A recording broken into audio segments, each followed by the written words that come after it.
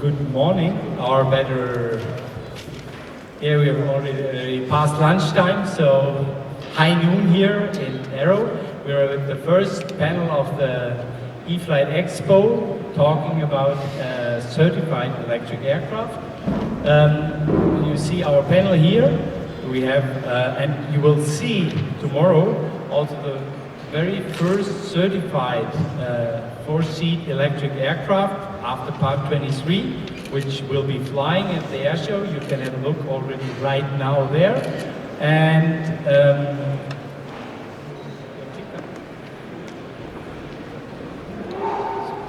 sorry.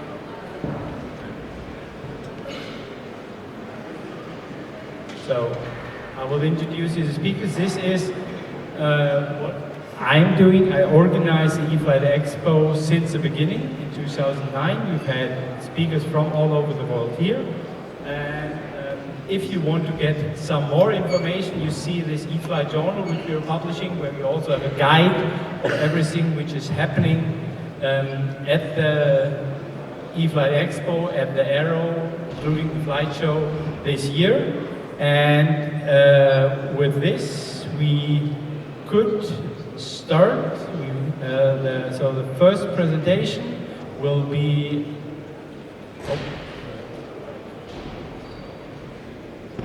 Okay, the first presentation is the company Rx4e. They are presenting their certified electric aircraft, which you can see flying for the very first time out of China with a certification here at the air show tomorrow. And I pass the clicker and the microphone to the first speaker.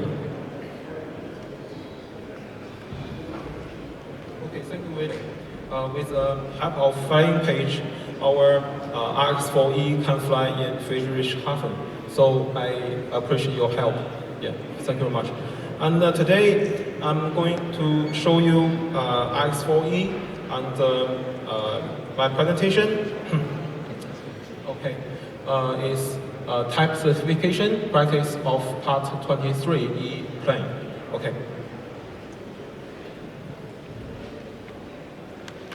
Okay, there are two parts of this presentation. The first one is type development, and the second part is type certification. Okay, part one, type development. Okay, the application scenario is business flights, training, air travel, and also operations.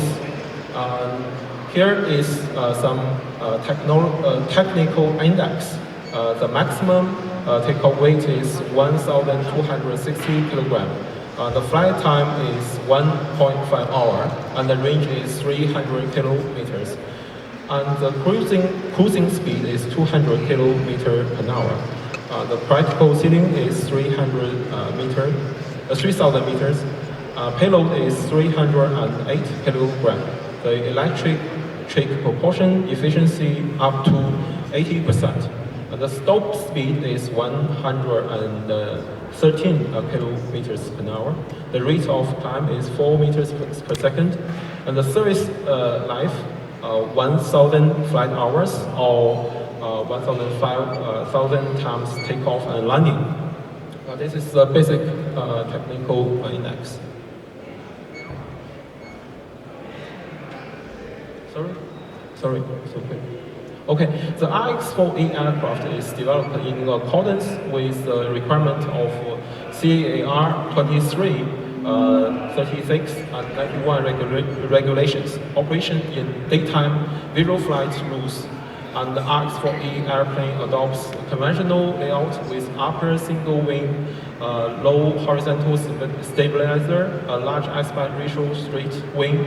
It has high aerodynamic efficiency and is designed as a non-pressurized cockpit with double rows and 3 doors with a maximum of 4 passengers. The airplane is powered by electric propulsion system. And we have the newly integrated display instrument, communication, navigation instrument. The main airframe structures are designed with low-cost carbon fiber reinforced plastic. The high efficiency dynamic design, the lift to drag ratio up to 15.5. High efficiency EPU, you can see the layout, and light and high efficiency low cost complete structure, and high energy density lithium battery. You can see in A7 an EPU. Yeah. Through the research work of this project, the first special condition of Class 23 electric airplane, Rx4e airplane electric propulsion unit is issued by CAAC, and the EPU is made of motor, controller, lithium battery, and comprehensive display instrument, cooling system, and propeller. The efficiency is 80%, and its two-channel redundancy design effectively improves the reliability and safety of the system. And the high energy density lithium battery consists of two sets of lithium battery, one in front and the other is in the rear part. Total weight is 300 kilogram, two pack. The total energy storage is nearly 70 kilowatt hour. Lithium battery has battery management system, BMS, which can monitor the real-time status and measure the remaining power of the battery. The monitoring information includes a single voltage, total voltage, temperature, charging and discharging currents. The lithium battery performance parameters are listed here. And the part 2, type certification. Basis of the airworthiness for Rx4e. Suitable airworthiness regulations are as follows. CCAR Part 23 R3. And also we update to R4. H chapter, mainly about the EPU, the clause are listed here. And application environmental protection requirements, CCAR 36, and the special condition for EPU, and the equivalent safety, G1007. Okay, there are, this is umbrella documents, and one PICP, one CIP 12CP. Okay, this part introduces the structure and composite materials. The lab tests, on-ground tests, the test contents are listed here. And the airworthiness verification of low-cost carbon fiber reinforced plastic use building block approach is completed. Scientific problems of influence on mechanical properties with high porosity for low-cost composite materials have been solved. The innovation design of high-efficiency energy absorption integral composite cockpit structure have to pass energy emergency landing dynamic test. And the paragraph shows the BBA of the test. And this is the system equipment. Lab test includes Hirsch protection test, lightning direct effect test, landing gear drop test, control system operation test. And the on-ground tests include avionics, electric system test, control system function test, and also the flight test includes control system, mechanical system, avionics, and electric system, and so on. Equipment identification, avionics, DC actuator, landing gear, and so on. This part is for EPU. Yeah. Lab test, durability test, ground operation test, and so on. On-ground tests include vibration test, ground operation test, cooling system test, flight test. You can see here cooling system, motor restart test during flight, and so on. And equipment identification for motor, for controller, lithium battery, for integrated display instrument, and cooling system. And also, through the work of this project, CAC issued the first special condition of Part 23, electric airplane for us, Rx4e airplane electric propulsion unit. This is the first special condition in China. And LGA pioneered the completion of the airworthiness compliance verification of the airplane's EPU and the aviation power lithium battery. And at the time, we refer FAA, EASA documents, including ASTM documents, and also the Chinese national documents, and also RTCA DO311A.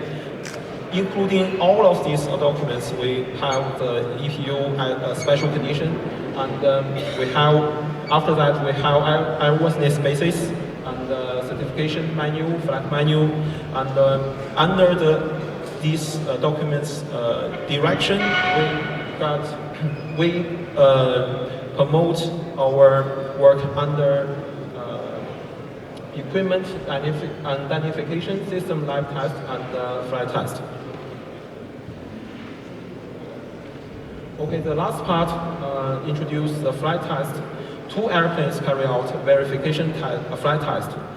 59 flight test subjects, 920 flight hours, 1,363 times of takeoff and landing are completed. In the tail spin test flight, innovation methods such as skilled model pretest, emergency throw hatch, and anti-tail spin parachute were adopted, which will help us to keep safe. Okay, this is TC at the end of last year. Okay, that's all. Thank you very much. Thank you, Yilin, who is actually, I forgot to mention this before, he's the Deputy Development Director at Rx4e. And with this, as we have only little time, sorry when we're talking very fast here, but we always only have a quick slot. So our next presentation is this the right? No, I don't think. This is not the right presentation, because I must have made a mistake.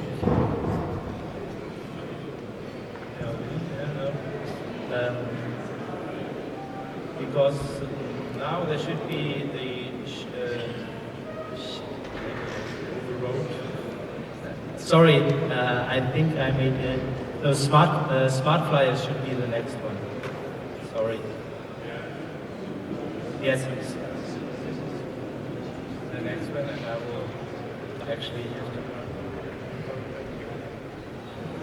Sorry, I overrode one presentation. I just gonna check it again while Rolf, who's the CEO, designer, and developer of the Smartflyer, will explain us. You also find the aircraft in the hall next door. Thank you very much, Willi, and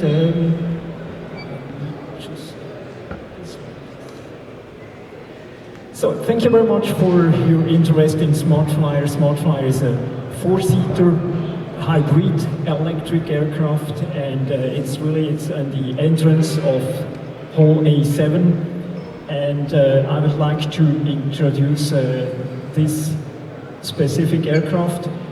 I would like to talk about the challenges, the basic challenges, as you probably know, but maybe I can give you a new light on that challenge to Aviation 3.0, to the electrification then I would like to talk about the concept, the mission philosophy, and where we are on the certification path to CS23 and the project schedule. So you probably know everything started about 120 years ago with piston engines, and then they developed it further to the gas turbine aircraft, and then further next step will be for sure electric aircraft. It works? So next step, aviation 3.0 electric aircraft, but there is one point which is really important between aviation 1 and aviation 2.0. Here we have not only introduced the gas turbine is much more powerful and much lighter. So that means the step between the piston engine and the gas turbine was a massive increase of performance. And every aircraft which had previously a piston engine and now has a gas turbine, for example, maybe the Pilatus Porter with the piston engine, it was a heavy and underpowered aircraft, and only with the help of a gas turbine it started to be a really high performance aircraft and a cash cow for Pilatus aircraft. So this is a really, the step was a much better performance, much higher energy or power density. And now you can imagine what happens now between aviation 2.0 and aviation 3 with the heavy batteries. We are just falling down to below piston engine performance.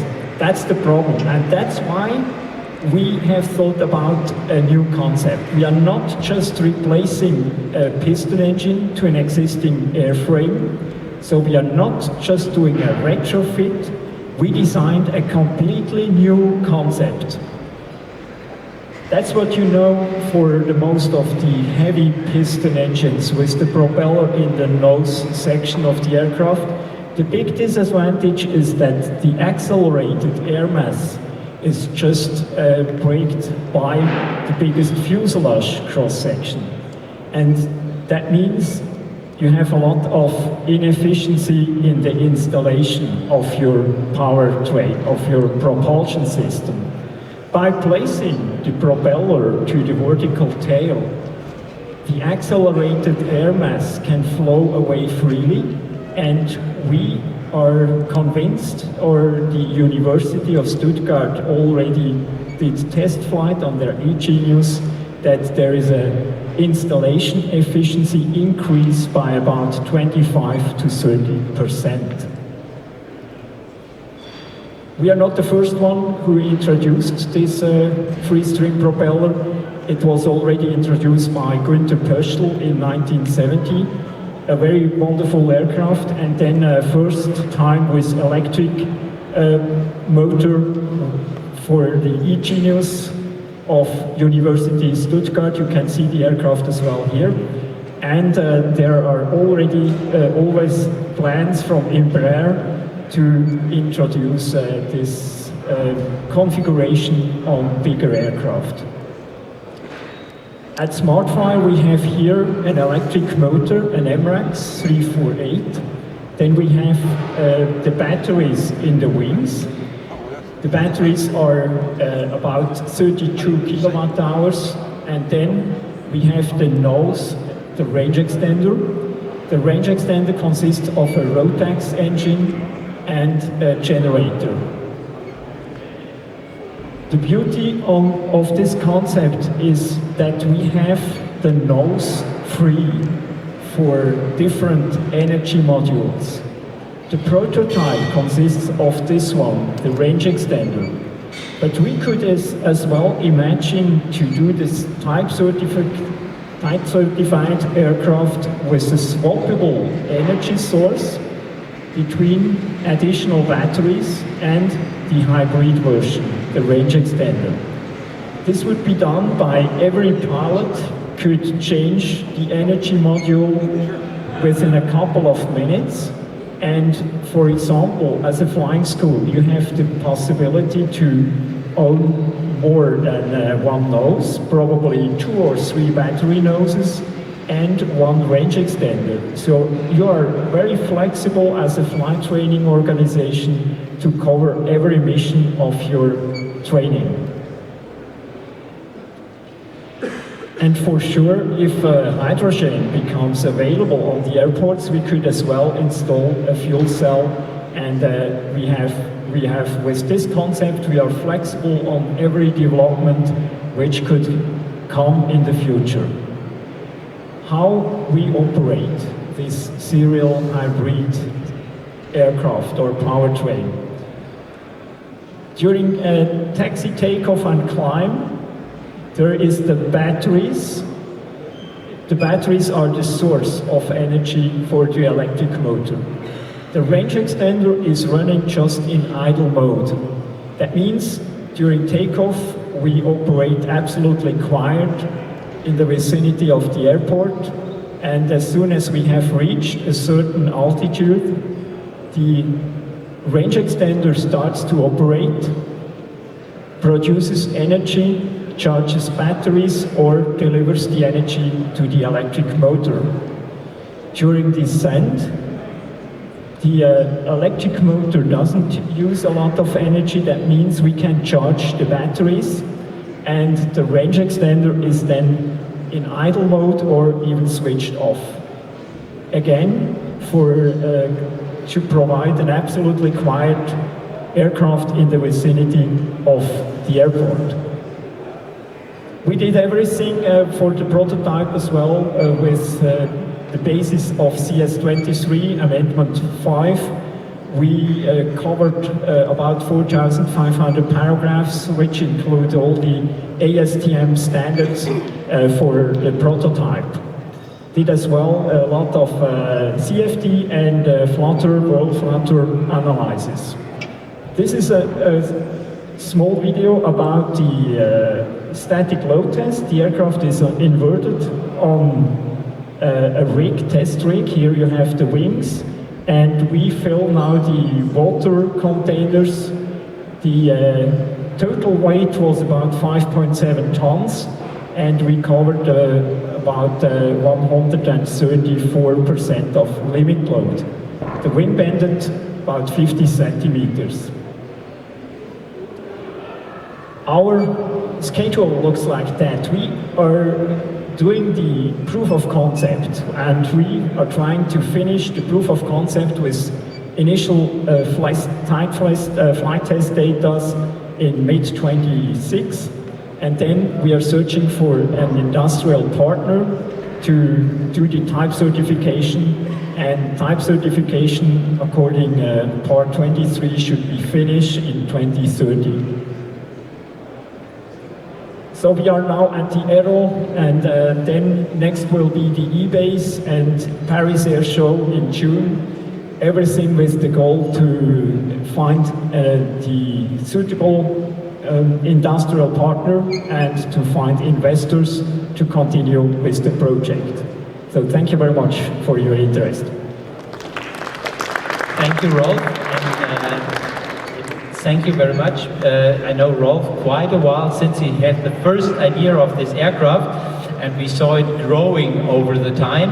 So he is working a long time. Also the RX team is working on electric aircraft also for a long while, but we always try to give you new stuff here at the AERO, and that's also why I invited ALPHAFROG here. I heard about the aircraft last year, so they are relatively fresh, but they are there with a lot of very ideas for the future. And so Marco Hirsch, he will present you his ALPHAFROG ideas and what he wants to do with his aircraft. Thank you, Willi.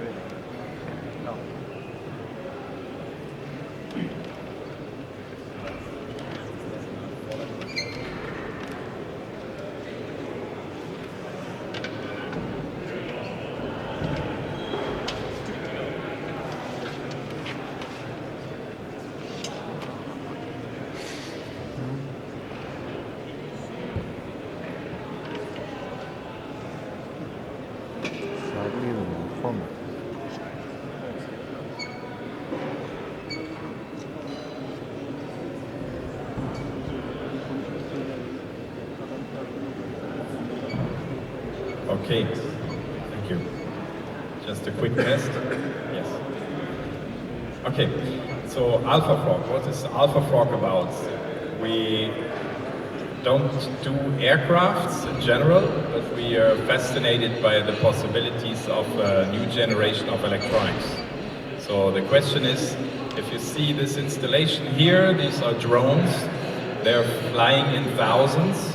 So you have an installation in China where 10,000 drones are rising up in the sky. They hold the world record and they can control 10,197 drones in a scenery, each 3D positioned, wind compensated, with direct control one-to-one. They know their position peer-to-peer, and they can be controlled from a ground station, all with a single computer system. So Shenzhen did 10,000 of these installations, and Shenzhen Damoda did 10,000 of these installations with no failures.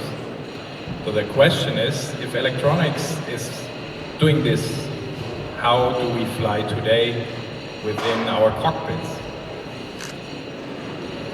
This is detail about the drone capabilities. I skipped that. A little background. ALPHAFROG is owned by Accenture. That's a company I run for 20 years. And we're serving the automotive and the commercial vehicle industry and supplier industry for 20 years. So we are supporting ALPHAFROG, and we're looking for joint ventures with other companies. The future is bright, so we see all talk about electrical VTOLs, and they're actually flying and bringing passengers from one point to the other, and it's all controlled in a digital airspace. So you need to have a very modern communication system, you could say, and if you look at what we actually fly, it's very often looking like the 50s or the 40s, and some get some updates and get glass cockpits, and it all seems to be advanced and good looking, but it's like with many things, when you're getting used to it, you don't see it like you would see it the first time. If you see this the first time, as I was a boy, I thought, wow, in the year 2000, we all have our planes sitting in front of our house, and we all fly around. And now it's 2025, and we're not even close to this dream. Instead, we all fly old-timers. So the question is, how would it look if you start on a green field? So there are possibilities.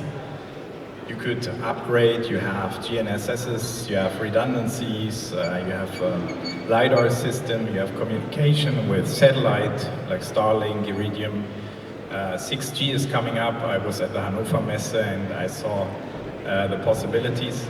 So there are many things you can do. And the question is, what could you implement of these technologies now? I know in the aircraft industry, everything is about certification, and that's important. So safety standards needs to be met. But we all know there was a movement of the ultralight and the light sport aircraft, and it was a push to finally get innovative products in the market. So I therefore tried to do this with an aircraft that is a far smaller aircraft, and we had the dream of reducing all the fatal accidents by 2/3. So if it's possible to have a new avionics system, it could do envelope protection like it's typically done in the drone field, and could safely land you, could do assisted starting, and you could gain a lot of lives by that and reduce the accidents by far. So we tried, and we made a little cockpit. You can see it next door if you come to our stand. And we thought about all our saying, these iPad, tablet applications, they're not professional, are they? Of course, the iPads, they get hot and then they shut down.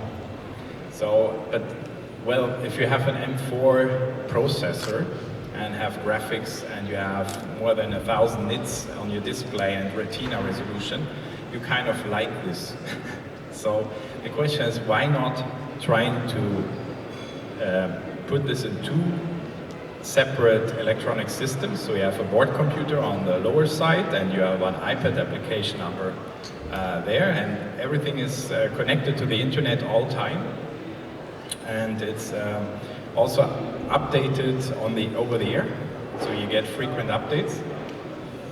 And you can have a community because you fly around with thousands of other people and you can exchange data.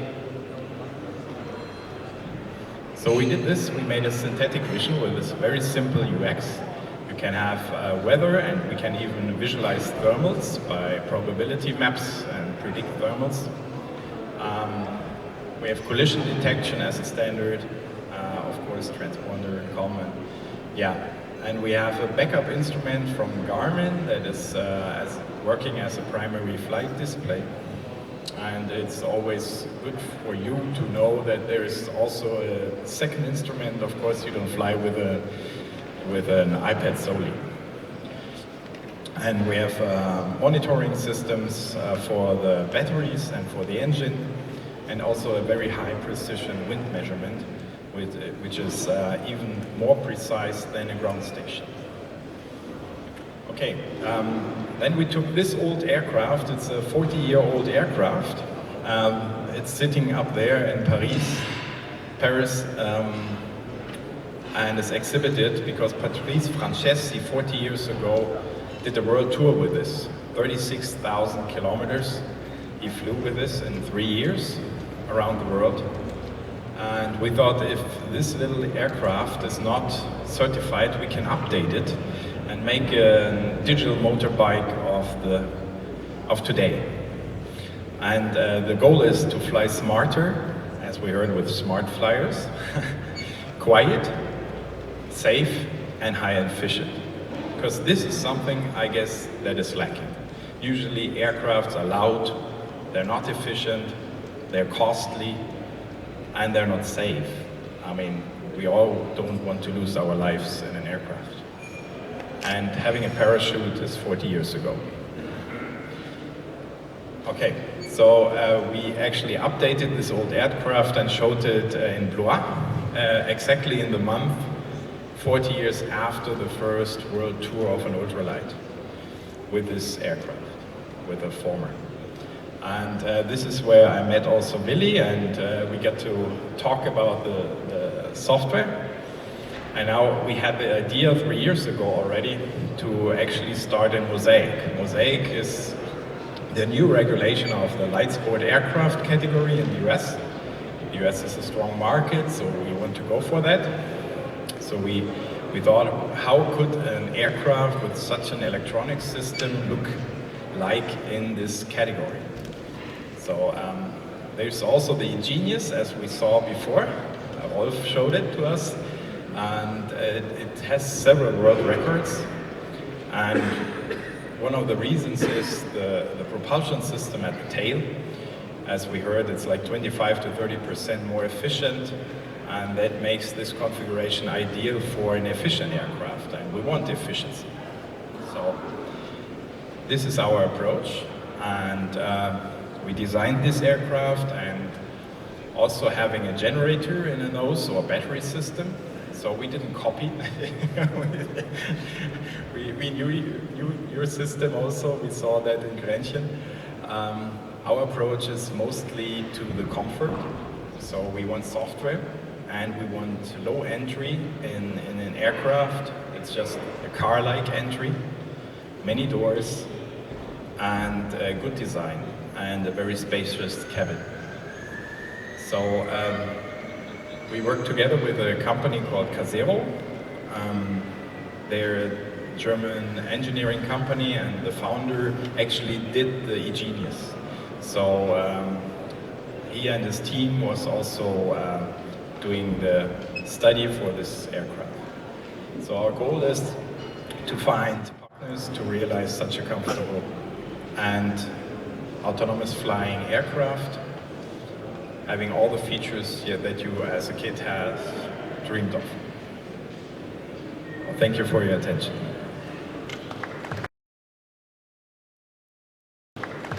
Thank you, Marco. And you see we have aircraft in very different stages here. We had the rally flying aircraft certified, and now we come to an aircraft which is also closer to the market already and also has a very different approach. So you want to sit there or you want to come up here? So, Drew, it's yours. Good afternoon. My name is Drew McEwen. I'm with AERO, and I am the last presenter on this, so I will move through here rather quickly, but I want to share with you what we're doing at AERO.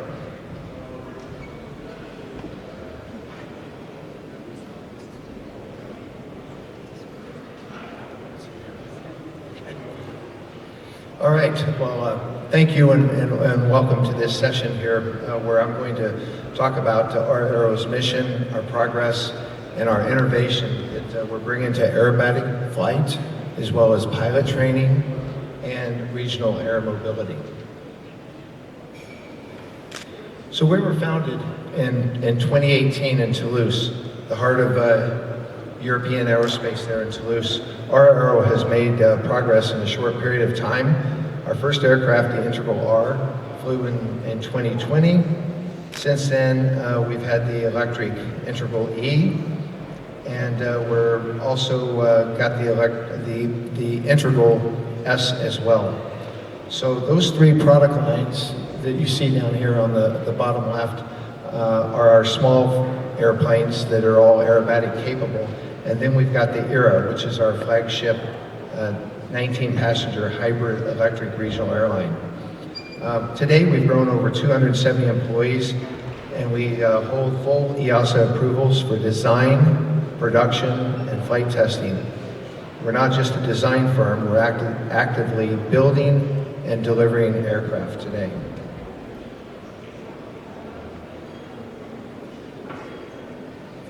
So you can see that we're really a global leader in next generation aircraft. We're the only OEM in Europe with certified design, production, test approvals, and we're advancing 2 electric programs under 23 certification. We've got over $9 billion of backlog order with 600 intentions with our 2 electric aircraft that you see there. These are our founders, Jeremy Cassad, Fabian Raison, and Wilfried Default. All 3 of them, 2 of them have worked at various programs within Airbus, and Wilfried has really been working in the light and commercial side for airworthiness.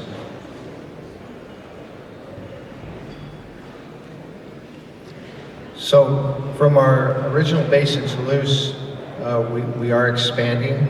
Today we currently have 75,000 square feet of facility with 270 employees, but by 2028 we do plan to grow to over 3,500 jobs and 1.5 million square feet in production across 3 different continents. You can see there we've got the US, we've got France, and we've got the UAE. This really shows our operational and approval process. We're fully certified and operational as a manufacturer. We cover the entire life cycle from engineering, ground testing, and flight certification of serial production, delivery, and support with full digital continuity across the value chain. We're built for both agility and scale and have it all in place today. So this is our milestones for last year in 2024. We certified the Integral R, EASA certification in December. The Integral E, the all-electric airplane, had its first flight in December. And we got approval for our pre-application agreements with EASA, starting with our path to go hybrid electric under Part 23 for our AERO regional aircraft. Each of these milestones bring us closer to a decarbonized and sustainable aviation ecosystem. Again, our product strategy, I've already mentioned, we've got the family of the integral airplanes, the R, the S, which make great aerobatic flight training and upset recovery aircraft, as well as our ERA, which really the ERA is the game changer for 19-seat pressurized hybrid electric regional air mobility for short haul routes. Just a little picture of the integral R and the S. The S is the nose wheel version. These aircraft actually are the only certified Part 23 for aerobatic that have a airframe parachute.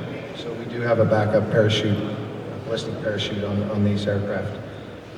The R and the S both have Lycoming engines. The R has the 210 horsepower and the S has the 160 Lycoming engines. Just a little further overview. This is the aircraft that's in the United States today, the Integral R, and it's actually doing some competition flights starting next month with Mike Goulian in the US. And we do expect to have FAA certification for this aircraft this summer under the fast track. This is our partnership that we have with Mike Goulian. He's really known for aerobatics in the US. He's our brand ambassador. He's a US national champion, and we're really excited to have Mike on board. He's also got his own flight school and is really helping us promote this aircraft in the States. A little bit about the Integral E, which really is one of the aircraft that we have one of the highest demands for. Again, it's a fast charging capability, 60 minutes of endurance, and recharges from 20% to 80% in under 20 minutes. So it's ideal for circuit flight training. Low noise, zero emission, very low operating costs for this aircraft. Just a little breakdown on the Integral E. Again, the design and the manufacturing is very similar to the Integral S and the Integral R. They use the same fuselage. And we're going to make this aircraft actually in a nose wheel version and a tail wheel version because we've got aerobatic pilots that love, of course, the tail wheel version, and then the nose wheel version would be for the flight schools and the individual that wants to just have a fun airplane to fly. We've got a lot of demand here in Europe for the glider tow plane, and the Integral E will be a great tow plane for the gliding associations here in Europe. So we've got, to date, we've got multiple orders for this aircraft in various aero clubs. And lastly, EDF, we've partnered with them. We made that announcement at the Paris Air Show last year, and we're working with them to make sure we have charging station networks across Europe, solar panel farms at airports, and a smart grid system that helps manage and distribute the electricity efficiently so that we really can utilize these aircraft.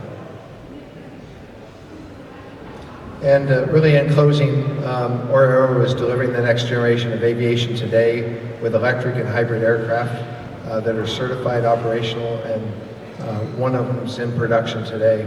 So whether it's training for the next generation of pilots or really connecting communities with clean, efficient regional travel, we're here in the business space to provide that. So thank you. And I think we're going to show just a short video of the Integral E on its first flight in December, just 4 months ago.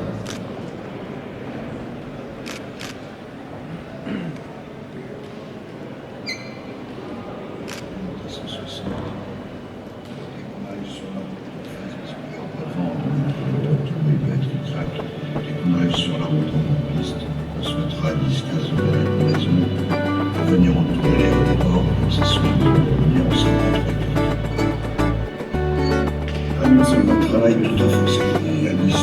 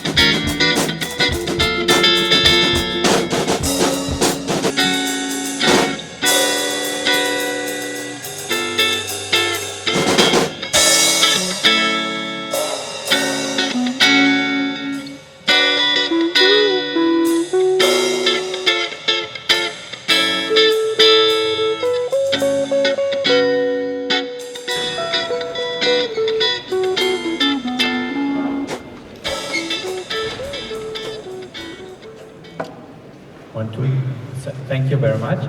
Thank you, Drew, to share this with us. And you also brought the aircraft over, so if you go to A7. And the good thing is really if we see now, like we're talking about electric aircraft for a while here at AERO, more than 10 years, but now we're getting the A7 electric haul more and more filled, we get more and more aircraft, we get the first aircraft certified already, and we get really electric is going. It's always like in aviation. We have one saying, it takes longer than you think at the beginning, and it costs more. And I think we've seen this. We've also heard everybody that several companies had financial problems over the last year. But I think this is normal in the process of developing a new technology that not everybody will be successful, but we see in the hall here that there will be some successful and we have a chance to fly electric in the future. Though we still have about 5 minutes for question and answer, so if anybody of you has a question to one of my panel participants here, you can ask. If not, I have the first question right now for the first, like, when do you think, Liaoning with the Rx4e, when do you think you will be able to go into production with the aircraft, that you really can deliver aircraft? Or have you already started? As you have the TC, I think you also have a PC, so when will the aircraft be on the market? And will it also come to Europe soon? Yeah, we just have TC at the end of last year, but we are in the process of getting PC. Maybe PC is a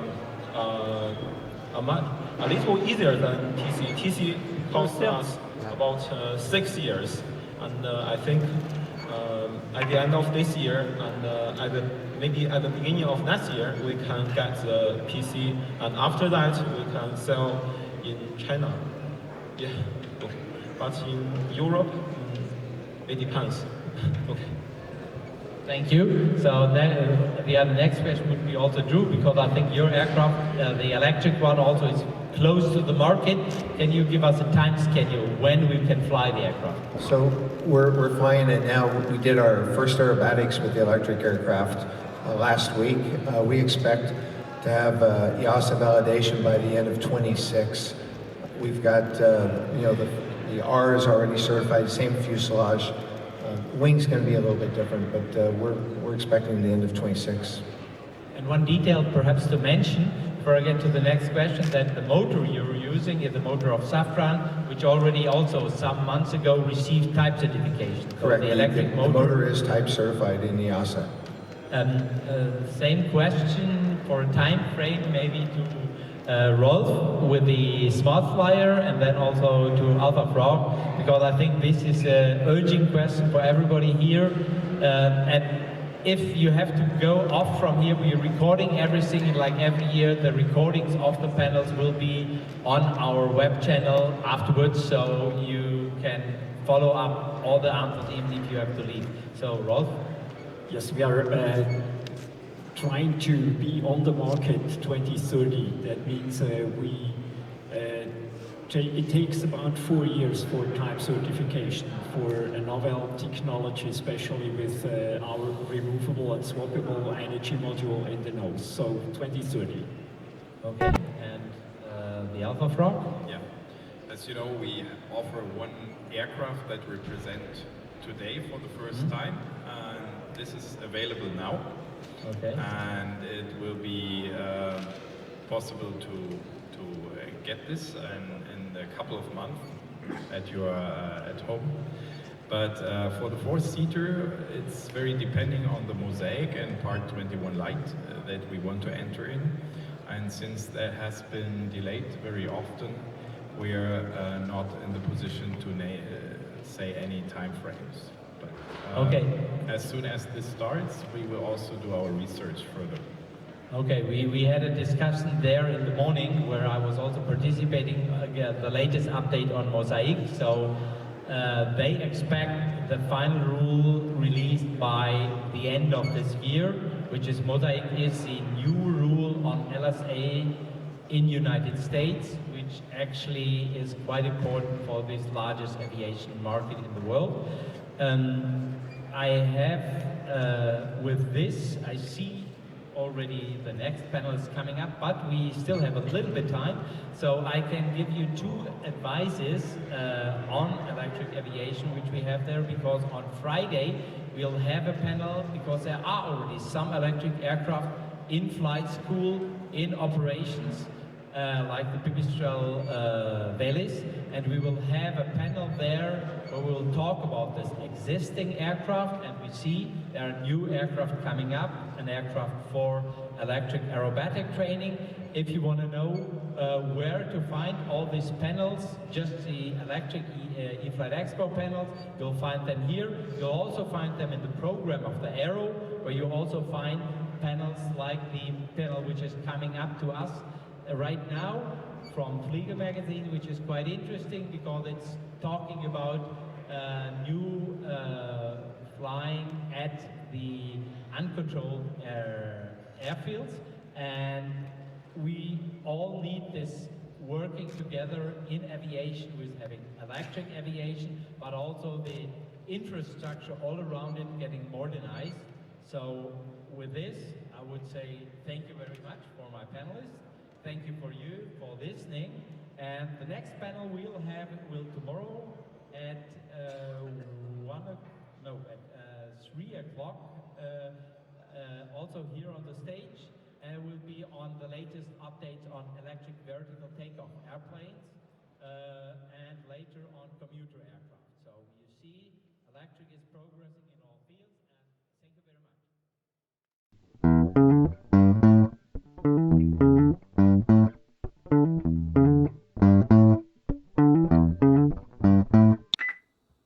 You want to know more about electric flying and eVTOL? Just go to your browser, type e-flight-journal.com, click enter, and you'll arrive at our blog site of E-Flight Journal with all the latest news on electric and eVTOL flying around the world. If you want to read the PDF or printed version of the latest E-Flight Journal, click on the button next to the image on top. You arrive on a site where you see the latest version. You can flip through the pages in small or enlarge, and then you can read it on the screen on your cell phone or tablet, wherever you want. If you want to read the magazine offline, click on the link below the image. You arrive on our Yumpu reader site, where you can either then flip through the pages again and read the magazine, or download the paper. You can save it anywhere on your computer or cell phone and then read it whenever and wherever you want. If you want to read another issue of E-Flight Journal, just scroll down on the Yumpu site and you will see the older issues of the magazine. Just click on it. After you clicked on it, you can then download this other magazine or immediately read it in the reader again. Just flip through the pages and enjoy all the news on electric flying, from flight reports to government information and technical information on all details. If you like it, subscribe the magazine and you will receive the updates on a regular basis. Thanks and goodbye.